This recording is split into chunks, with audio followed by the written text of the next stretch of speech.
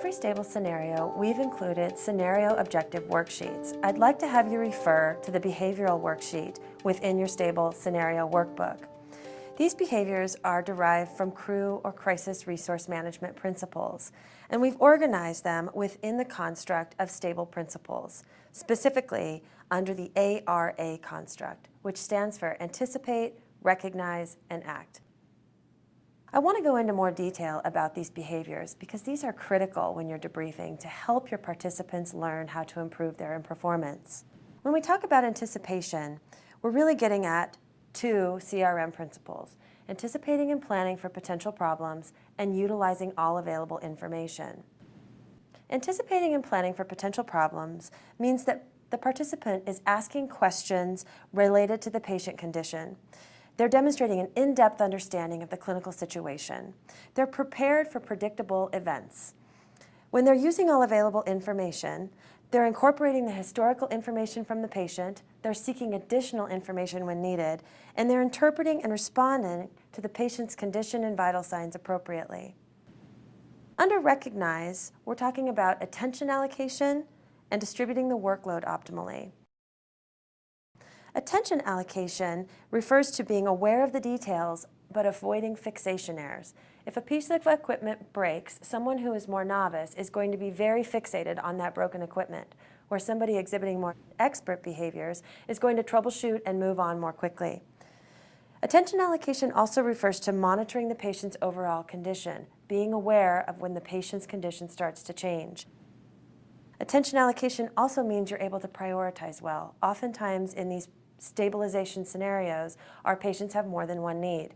Perhaps you see them losing their airway stability and maybe they need an IV quickly. Both tasks need to be done and one might need to be prioritized over the other. Someone who is more expert in these behaviors is able to prioritize. In terms of action, there are really four components of this from the CRM principles as they relate to S.T.A.B.L.E. Communicating effectively. This is one of the easiest things for us to measure when we watch ourselves in these scenarios.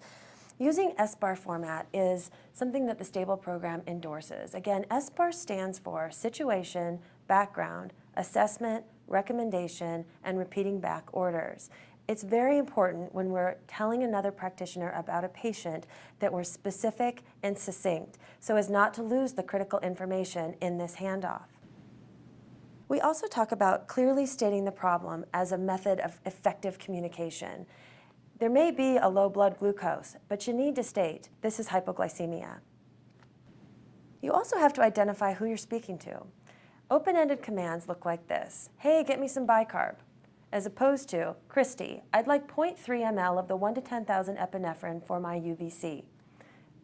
The closing of the loop of that communication sounds like, JoDee, here is 0.3 ml of the 1 to 10,000 epinephrine for your UVC. That will help you avoid so many communication errors, especially surrounding medications. Effective communication also means that you're listening effectively. When your teammates speak, you're hearing what they're saying so that this is real teamwork happening around communication. There's another aspect of communication that's really important. We know a lot of our errors in medicine come from a perceived hierarchy in these critical situations. Sometimes when we're afraid to speak up, the patient can be harmed. There's a story that I like to tell from my own clinical experience. On video, I have one of my favorite emergency medicine room doctors taking care of a patient who's seizing. He's got one of our pediatric residents working with him. He asked for the wrong dose of Ativan for this patient, and when the pediatric resident hears this attending physician ask for the wrong dose, he looks scared and he doesn't say anything. Instead of saying, hey, do you mean to use 10 times the dose of Ativan than this patient really needs? Or, which weight are you using for this patient? It's really important that we avoid these mitigated errors. They can lead to patient harm.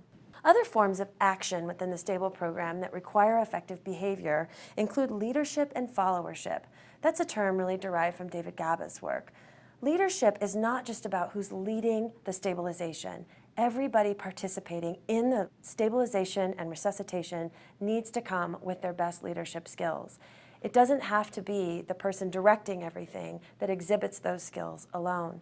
For example, if the nurse recognizes the patient might have a pneumothorax or has signs of a pneumothorax, as a leader, she would say, I'm hearing unilateral breath sounds. Could this be a pneumothorax?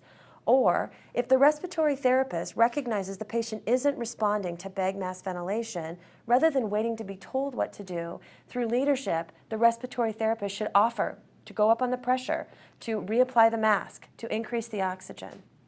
Followership is required as well. While I may be leading one of these stabilizations, effective followership means that any member of my team can change the course of the stabilization. For example, if I'm not aware that the patient has unilateral breath sounds, I'm not thinking pneumothorax. Any member of the team can say, stop, I think this is a pneumothorax, and I need to follow that lead. I need to be an effective follower in order to provide effective patient care. Another form of action within the S.T.A.B.L.E program is calling for help early enough, not waiting until you're far into a resuscitation to call for help. It's about recognizing your limitations, whether those are cognitive limitations, technical limitations, or if you just don't have enough people around the bedside. The use of cognitive aids when you're not sure what the next step is are actually signs of effective and expert behavior when it comes to calling for help early enough. And finally, in the S.T.A.B.L.E program, we encourage you to perform a global assessment. To summarize, what has happened with the patient, what the time course has been, what actions have been taken, and what you think is going to happen next, and then to solicit feedback from the rest of the members of the team. It's really important that we take away from this one of the critical and most central principles of S.T.A.B.L.E, and that is this: crisis can be averted through the application of effective crisis management behavior before the crisis happens.